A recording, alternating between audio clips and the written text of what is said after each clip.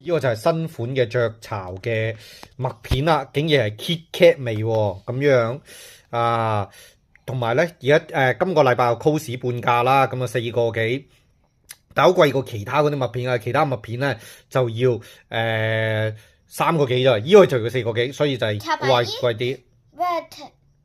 但係咧，依個係 KitKat 味 ，KitKat 係一個 special 嘅朱古力。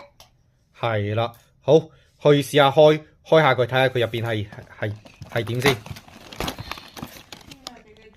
咦嚇？哇！睇唔到入邊係點樣嘅？